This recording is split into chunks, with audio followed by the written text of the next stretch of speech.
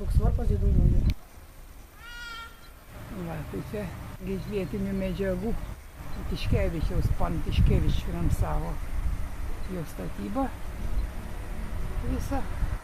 Nes čia šitas kraštas buvo Tiškevičiui, turiu nuorašą to rašto caro, kuriuo dovanojo šitą kraštą.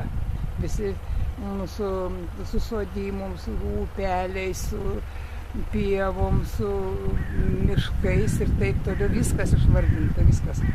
Čia kalcito kristalai. Kalcito, kad kristalai matau, kalcito reiškia. A, jūs šito ieškat? Ai, tyrė upė ir dugne atrado gintarą likučių. Nuo akmenų palikus, tik kaip gintarą. Bitės išdaužo, jie tik sutrumpo, kaip paliekęs mėnesį. Ir tenais pasakė,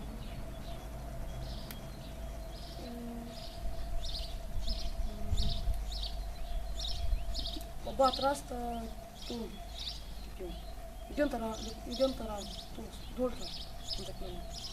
Manau, kad kažkas nais buvo per daug metų, kaip ir jūras nais. Teko jums pažinti. Ką tokie? Vodzinską Eduardą. Pažinojau. Tai jisai atvažiuodavo, tai įsikalbinėjo mane, kad aš geologijos būrelį čia organizuočiau ir rimčiau. Sakau, tai kaip jis nenusimanau, tai ką aš čia su juo veiksiu? Nu kaip nors, vat aš pat...